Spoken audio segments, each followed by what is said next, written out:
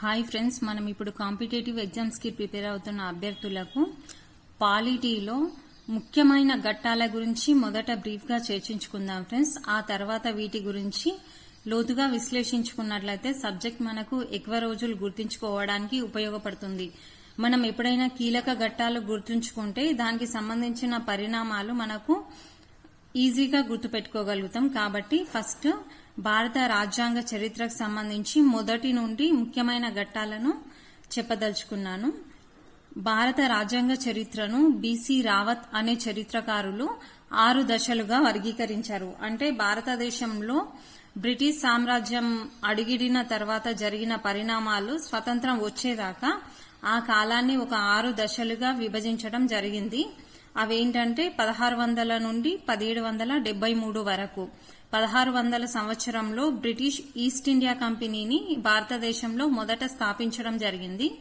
1773లో regulating చట్టం ఏర్పడడం జరిగింది. అంటే మన భారతదేశంలో మొదటి భారత రాజ్యాంగ చట్టంగా పేర్కొంటారు. బ్రిటిష్ వాళ్ళు మన ఆంతరంగిక విషయాల్లో జోక్యం చేసుకోవడానికి దోహదం చేసిన చట్టంగా 1773 రెగ్యులేటింగ్ చట్టాన్ని పేర్కొంటాం ఫ్రెండ్స్. అలాగే 1773 నుండి 1858 వరకు రెండో దశగా పేర్కొనడం జరిగింది. అంటే 1773లో రెగ్యులేటింగ్ చట్టం ఏర్పడిన దగ్గర నుండి 1858 విక్టోరియా మహారాణి ప్రకటన, సిపాయిల తిరుగుబాటు 1857లో జరిగింది.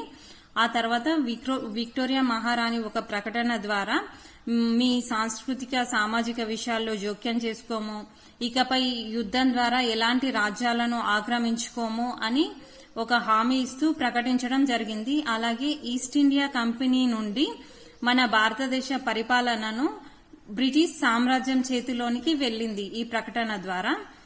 దీన్ని రెండో దశగా పేర్కొంటాము. ఆ తర్వాత 1858 నుండి 1919 మింటో మార్లే సంస్కరణల వరకు మూడో దశగా పేర్కొంటాము. అలాగే 1919 మింటో మార్లే సంస్కరణల నుండి 1935 భారత ప్రభుత్వ చట్టం వరకు నాలుగో దశగా.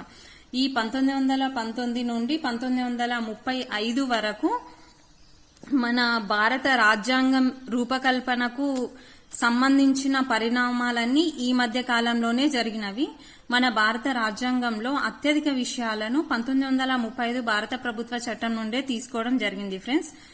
ఆ తర్వాత 1935 నుండి 1947 అంటే భారత స్వతంత్ర చట్టం వచ్చే వరకు ఈ దశ మొత్తము మన గాంధీ గారికి గాని ఇతర స్వతంత్ర సమర యోధులకు బ్రిటిష్ వారికి మధ్య చర్చల కాలంగా దీన్ని మనం పేర్కొనవచ్చు.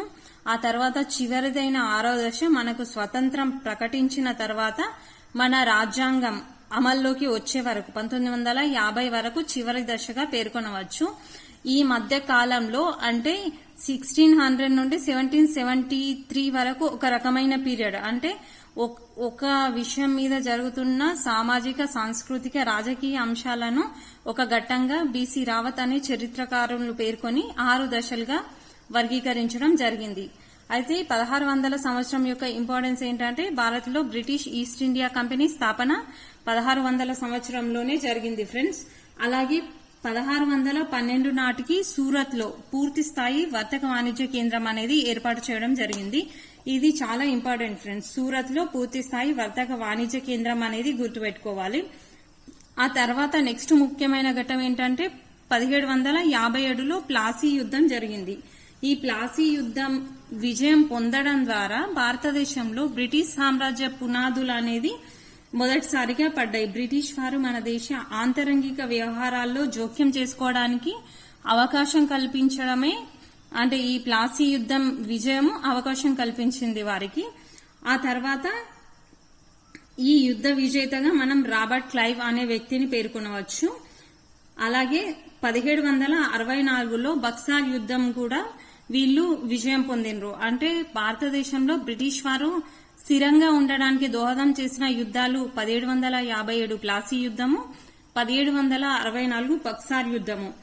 ప్లాసీ యుద్ధం ద్వారా ఆంతరంగిక విషయాల్లో జోక్యం చేసుకోవడం మొదలు పెట్టారు. అలాగే బక్సార్ యుద్ధం తర్వాత 1765లో అంటే నెక్స్ట్ ఇయర్ బెంగాల్, బీహార్, ఒరిస్సాల యందు దివానీ అంటే శిస్తు వసూలు హక్కుని పొందడం జరిగింది. దీన్ని బేబీఓ అని గుర్తుపెట్టుకోండి. అంటే బక్సార్ యుద్ధం విజయం తర్వాత బెంగాల్, బీహార్, ఒరిస్సాలో దివానీ అంటే శిస్తు వసూలు చేసే హక్కును బ్రిటిష్ వారు పొందడం జరిగింది. అంటే వాళ్ళు రాజకీయంగా ఆధిపత్యం చెలాయించడం స్టార్ట్ చేసిండ్రు. అలాగే 1772లో వారన్ హెస్టింగ్ మన దేశంలో కలెక్టర్ వ్యవస్థకు పునాది వేయడం జరిగింది. ఇది కూడా చాలా ఇంపార్టెంట్ ఫ్రెండ్స్. ఆనాటి నుండి కలెక్టర్ వ్యవస్థ ఈనాటి వరకు కూడా ఒక జిల్లాలో అన్ని వ్యవస్థలకు అధిపతిగా మకుటం లేని మహారాజుగా ఒక కలెక్టర్ వ్యవస్థను రూపొందించడం జరిగింది. ఇది 1600 నుంచి 1773 వరకు జరిగిన పరిణామాలు. ఆ తర్వాత 1773లో రెగ్యులేటింగ్ చట్టాన్ని తీసుకురావడం జరిగింది. భారతదేశంలో ఈస్ట్ ఇండియా కంపెనీ అంటే ఫస్ట్ భారతదేశాన్ని 1858 వరకు ఈస్ట్ ఇండియా కంపెనీయే వ్యాపార వాణిజ్యాలను పరిపాలనను చూసింది. అయితే 1757 సిపాయిల తిరుగుబాటు తర్వాత మన దేశ పరిపాలన అనేది ఈస్ట్ ఇండియా కంపెనీ చేతిలో నుండి బ్రిటిష్ ప్రభుత్వం అంటే బ్రిటిష్ గవర్నమెంట్ చేతిలోనికి వెళ్లడం జరిగింది. ఈ ఈస్ట్ ఇండియా కంపెనీ అనేది ఒక కంపెనీ, అది బ్రిటిష్ ప్రభుత్వం దగ్గర ఒక అగ్రిమెంట్ చేసుకొని, అంటే భారతదేశంలో ఇంకెవరు వ్యాపార వాణిజ్యానికి నిర్వహించడానికి వీలు లేదు, అలా మీరు ఎవరికి ఛాన్స్ ఇవ్వకుండా మాకు మాత్రమే ఇచ్చినట్లయితే మీకు కొంత లాభం ఇస్తామని బ్రిటిష్ ప్రభుత్వం తోటి ఒప్పందం చేసుకుంది. ఆ తర్వాత 1858లో బ్రిటిష్ ప్రభుత్వం మొత్తం మన దేశ పరిపాలనని తన చేతిలోనికి తీసుకోవడం జరిగింది ఫ్రెండ్స్. అలాగే ఈ 1773 రెగ్యులేటింగ్ చట్టం ద్వారా Bengal governor general of Bengal గా మార్చడం జరిగింది. అంటే గవర్నర్ జనరల్ ఆఫ్ బెంగాల్ అనేది విస్తృతిని పెంచడం జరిగింది. ముంబై, మద్రాస్ ఆ రాష్ట్రాల గవర్నర్లను కూడా ఈ బెంగాల్ గవర్నర్ ఆధీనంలోనికి తీసుకురావడం జరిగింది ఫ్రెండ్స్. అలాగే కలకత్తాలోని పోర్ట్ విలియం కోటలో ఈ చట్టాన్ని ఆమోదిస్తూ సుప్రీంకోర్టుని ఏర్పాటు చేయడం జరిగింది ఫ్రెండ్స్. 1773 రెగ్యులేటింగ్ చట్టం ద్వారా 1774లో కలకత్తాలో సుప్రీంకోర్టుని ఏర్పాటు చేయడం జరిగింది. మొదటి సుప్రీంకోర్టు ప్రధానమంత్రి సర్ ఎలిజా ఇంపే. ఇది కూడా గుర్తుపెట్టుకోండి ఫ్రెండ్స్. నేను జస్ట్ మనకు స్టార్టింగ్ బ్రీఫ్ గా చెప్తున్నాను. కొంచెం దీని మీద ఐడియా వచ్చిన తర్వాత లోతుగా ఈ సుప్రీంకోర్టు జడ్జిలు దాని మధ్యలో జరిగిన పరిణామాలని మళ్ళీ గుర్తుపెట్టుకోవడానికి అవకాశం ఉంటుంది. అలాగే 1773 చట్టాన్ని మొదటి భారత రాజ్యాంగ చట్టంగా పేర్కొనడం జరిగింది చరిత్రకారులు. అయితే ఈ చార్టర్ చట్టాలు, కౌన్సిల్ చట్టాలు అని మనకు 2 రకాల చట్టాలు వస్తాయి ఫ్రెండ్స్. అంటే 1858 కంటే ముందు భారతదేశంలో ఈస్ట్ ఇండియా కంపెనీ పాలనలో చేసిన చట్టాలని చార్టర్ చట్టాలు అంటారు. చార్టర్ అంటే ఒప్పందము. అలాగే 1858 తర్వాత బ్రిటిష్ గవర్నమెంట్ అంటే బ్రిటిష్ ప్రభుత్వ కాలంలో చేసిన చట్టాలను కౌన్సిల్ చట్టాలు అంటారు. ఇప్పుడు ఈ ప్రతి 20 సంవత్సరాలకు ఒకసారి ఈస్ట్ ఇండియా కంపెనీ బ్రిటిష్ ప్రభుత్వం దగ్గర నుండి వ్యాపార వాణిజ్యాన్ని పొందడానికి హక్కుల్ని తెచ్చుకుంటుంది. అది 1813లో ఒక చార్టర్ చట్టము, అలాగే 1833లో ఒక చార్టర్ చట్టము, 1853లో ఒక చార్టర్ చట్టము, ఇలాంటివి రావడం జరిగింది ఫ్రెండ్స్. అలాగే 1784లో పిట్ ఇండియా చట్టం అనే దాన్ని ఏర్పాటు చేశారు. ఈ పిట్ ఇండియా చట్టంలో 2 రకాల బోర్డ్ ఆఫ్ కంట్రోల్, బీసీ అని గుర్తుపెట్టుకోండి, అలాగే కోర్ట్ ఆఫ్ డైరెక్టర్స్ అనేది కూడా ఏర్పడడం జరిగింది. ఈ బోర్డ్ ఆఫ్ కంట్రోల్ అంటే సాధారణ పరిపాలనను నిర్వహించడానికి ఒకటి, అలాగే భారతదేశంలో వ్యాపార వాణిజ్యాన్ని నిర్వహించడానికి ఒకటి కోర్ట్ ఆఫ్ డైరెక్టర్ అనేదాన్ని ఈ పిట్ ఇండియా చట్టం ద్వారా ఈస్ట్ ఇండియా కంపెనీ ఏర్పాటు చేసుకుంది. మొదట వాళ్ళు వచ్చింది ఏంటి, వ్యాపార వాణిజ్యాన్ని నిర్వహించడం కోసమే. ఆ తర్వాత మన ప్లాసీ యుద్ధంలో, బక్సార్ యుద్ధంలో విజయం సాధించి మన ఆంతరంగిక విషయాల్లో జోక్యం చేసుకుని మన దేశంలోని సాధారణ పరిపాలనను కూడా వాళ్ళ ఆధీనంలోనికి తెచ్చుకున్నారు. కాబట్టి బోర్డ్ ఆఫ్ కంట్రోల్ అనే దాన్ని ఏర్పాటు చేసి సాధారణ పరిపాలనను నిర్వహించడం జరిగింది ఫ్రెండ్స్. ఆ తర్వాత 1858లో మొదటిసారి భారత ప్రభుత్వ చట్టం అనేది ఏర్పడడం జరిగింది. సిపాయిల తిరుగుబాటు తర్వాత విక్టోరియా మహారాణి ఒక ప్రకటన ద్వారా భారతదేశ పరిపాలనను తమ ఆధీనంలోనికి తెచ్చుకున్నట్లు ప్రకటించడం జరిగింది. ఈ భారతదేశంలో బ్రిటిష్ సామ్రాజ్యంలో అంతర్భాగం అయిపోయింది. అధికారికంగా. అలాగే ఈ చట్టాన్ని గుడ్ గవర్నెన్స్ ఆఫ్ ఇండియా చట్టంగా కూడా చరిత్రకారులు పేర్కొనడం జరుగుతుంది friends. Good governance of India చట్టంగా పేర్కొంటారు.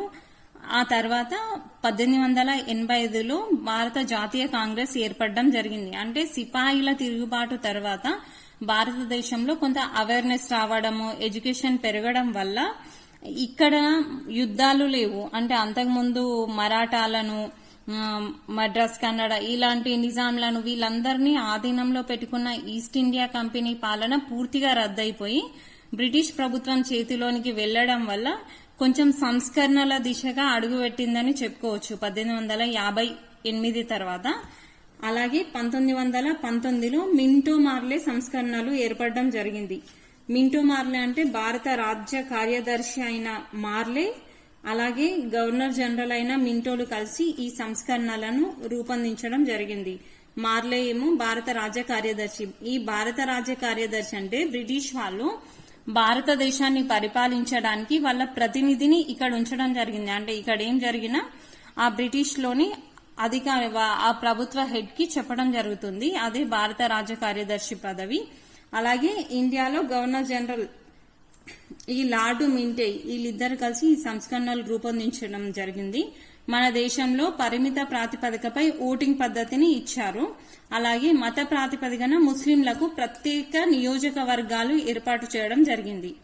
కాబట్టి మత నియోజకవర్గాల పితామహుడు అని ఈ లార్డ్ మింటోను పిలవడం జరుగుతుంది ఫ్రెండ్స్. మత నియోజకవర్గాల పితామహుడు అని ఈ మింటోని పిలవడం జరుగుతుంది.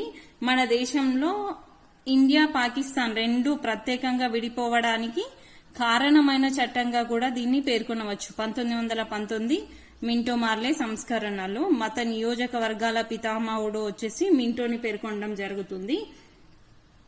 అలాగే మత ప్రాతిపదికన ముస్లింలకు ప్రత్యేక నియోజకవర్గాలు ఏర్పడడం. అంటే మన దేశంలో రిజర్వేషన్ సిస్టమ్ ఏర్పడడానికైనా, భారత్, ఇండియా, పాకిస్తాన్లుగా విడిపోవడానికైనా కారణమైన చట్టంగా దీన్ని పేర్కొనవచ్చు.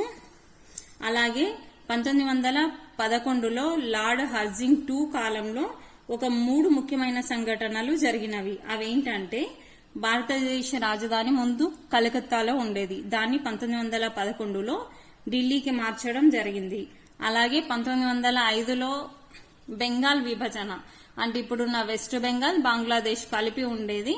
అది ఆ బెంగాల్ ని హిందూ ముస్లింల మధ్య వాళ్ళ యూనిటీ దెబ్బతీయడానికి బెంగాల్ విభజన జరిగింది. ఆ బెంగాల్ విభజన అనేది 1911లో రద్దు చేయడం జరిగింది.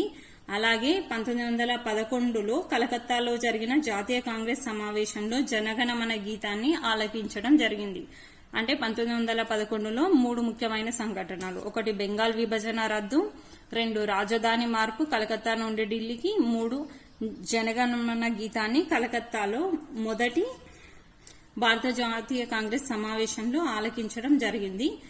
అలాగే 1919లో ఈ సంస్కరణలు అంటే పరిపాలనలో సంస్కరణల కోసం మాంటెక్ చెమ్స్ఫర్డ్ అనే ఒక చట్టాన్ని ప్రవేశపెట్టడం జరిగింది. ఈ చట్టం ప్రవేశపెట్టిన తర్వాత మన దేశంలో క్రియాశీల రాజకీయాలు అంటే క్రియాశీలంగా స్వతంత్రాన్ని పొందడానికి మేధావులు, చదువుకున్న వాళ్ళు ఈ కాలంలో అంటే 1858 తర్వాత పెరగడం జరిగింది. అలాగే గాంధీ గారు 1920లో సహాయ నిరాకరణ ఉద్యమం, బ్రిటిష్ వారికి ఎలాంటి సహాయ సహకారాలు అందించద్దు అని ప్రారంభించడం జరిగింది. అయితే 1922లో చౌరీ చౌరా అనే ప్రాంతం వద్ద ఒక హింసాత్మక సంఘటన జరిగి అక్కడున్న పోలీస్ స్టేషన్ మీద ఒక అతివాదులు దాడి చేయడంతో అక్కడున్న చాలా మంది చనిపోవడం జరిగింది. అయితే ఈ ఉద్యమం హింసాత్మక పరిణామంగా మారిపోతుందని గాంధీ గారు ఈ ఉద్యమాన్ని ఆపివేయడం జరిగింది. ఈ చౌరీ చౌరా హింసాత్మక సంఘటన తర్వాత. అలాగే ఈ మాంటెక్ చెమ్స్ఫర్డ్ సంస్కరణల చట్టం మీద దీని అమలు తీరును పర్యవేక్షించడానికి 1927లో లార్డ్ సైమన్ కమిషన్ ని ఏర్పాటు చేయడం జరిగింది. అయితే ఈ సైమన్ కమిషన్ లో మన భారతదేశానికి చెందిన ఎవరూ లేకపోవడం వల్ల ఇంకో ఉద్యమం సైమన్ గో బ్యాక్ అనే ఉద్యమం కూడా రావడం జరిగింది. దీనికి వివిధ ప్రాంతాల్లో వివిధ నాయకులు నాయకత్వం వహించినా కూడా వాళ్ళు ఈ సైమన్ కమిషన్ ని వెనక్కి తీసుకోకుండా దౌర్జన్యంగా లాఠీ చార్జులు చేయడం జరిగింది. అలాగే అతి ముఖ్యమైన చట్టము మన భారత రాజ్యాంగంలో అత్యధిక అంశాలు సేకరించిన చట్టంగా 1935 భారత ప్రభుత్వ చట్టాన్ని మనం పేర్కొనడం జరుగుతుంది ఫ్రెండ్స్. 800 సంవత్సరాల బ్రిటిష్ పార్లమెంటు చరిత్రలో ఆమోదించబడ్డ అతిపెద్ద చట్టంగా 1935 భారత ప్రభుత్వ చట్టాన్ని పేర్కొనడం జరుగుతుంది. అంటే భారత రాజ్యాంగానికి ఒక ప్రధాన మూలాధారం అంటే మన రాజ్యాంగ రూపకల్పనలో ఈ సమైక్య వ్యవస్థ గాని ఇంకా అతి ముఖ్యమైన అంశాలు గాని ఈ భారత ప్రభుత్వ చట్టం నుండే తీసుకోవడం జరిగింది. అంటే మన భారత రాజ్యాంగాన్ని చరిత్రకారులు అతుకుల బొంతగా వర్ణిస్తారు. అయితే ఈ అతుకుల బొంత అంటే ఒక్కో దేశం నుండి ఒక్కొక్క ముఖ్యమైన అంశాన్ని సేకరించుకొని దాన్ని మన రాజ్యాంగంలో పొందుపరుచుకోవడం జరిగింది. కానీ 1935 భారత ప్రభుత్వ చట్టం నుండి మాత్రమే మనం అత్యధిక అంశాలను తీసుకున్నాము. కాబట్టి భారత రాజ్యాంగం అమల్లోనికి వచ్చే వరకు కూడా మన భారతదేశం అనుసరించిన చట్టం 1935 భారత ప్రభుత్వ చట్టం. ఇంకో ముఖ్యమైన విషయం ఫ్రెండ్స్, చరిత్రకారులు భారత రాజ్యాంగాన్ని అతుకుల బొంత అని విమర్శించినప్పుడు మన అంబేద్కర్ గారు మంచి ఎక్కడున్నా తీసుకోవడానికి సందేహించను, భారత రాజ్యాంగాన్ని చరిత్రకారులు అతుకుల బొంత అని విమర్శించడంలో అంటే ఎలాంటి నెగిటివిటీ లేదు, మంచిని స్వీకరించవచ్చు ఎక్కడున్నా అని అంబేద్కర్ గారు సమాధానం చెప్పడం జరిగింది. అలాగే 1935 భారత చట్టం తర్వాత రాష్ట్రాల్లో ద్విసభా విధానం, రాష్ట్రాలకు స్వయం ప్రతిపత్తి, అలాగే కేంద్రంలో ద్వంద్వ ప్రభుత్వము, అలాగే ఫెడరల్ కోర్టు అంటే ఇప్పటి సుప్రీంకోర్టు, ఇలాంటి అనేక అంశాలు ఏర్పడడం జరిగింది. లాస్ట్ కు చివరిగా 1947 లార్డ్ మౌంట్ బాటన్ అనే బ్రిటిష్ గవర్నర్ జనరల్ మన భారతదేశానికి స్వతంత్రం వస్తుంది అంటే మేము ఇవ్వదలుచుకున్నాము అని 1947 జూన్ 3న ఒక ప్రకటన చేయడం జరిగింది. అలాగే 1947 చట్టాన్ని భారత స్వతంత్ర చట్టంగా పేర్కొనడం జరిగింది. ఈ 1947 నుండి 1950 వరకు భారత రాజ్యాంగ రచనకు చోటు చేసే అనేక పరిణామాలు అంటే ముసాయిదా కమిటీ ఏర్పాటయ్యి రాజ్యాంగ రచన చేయడము, వివిధ కమిటీలు సలహాలు సూచనలు ఇవ్వడం, ఇవన్నీ 1950 వరకు జరిగాయి ఫ్రెండ్స్. కాబట్టి ఈ బీసీ రావత్ గారు పేర్కొన్న 6 దశలలోని ఈ సంవత్సరాలు 1600, 1773, 1858, 1909 అలాగే 1919 మార్లీ చెమ్స్ఫర్డ్ సంస్కరణలు, ఈ 1935 భారత ప్రభుత్వ చట్టము, స్వతంత్ర చట్టము, రాజ్యాంగం అమల్లోనికి రావడం, ఈ ముఖ్యమైన ఘట్టాలను గుర్తుపెట్టుకున్నట్లయితే దాని మధ్యలో జరిగిన ముఖ్యమైన సంఘటనలు మనకి ఈజీగా గుర్తుండడం జరుగుతుంది. Okay friends, thank you.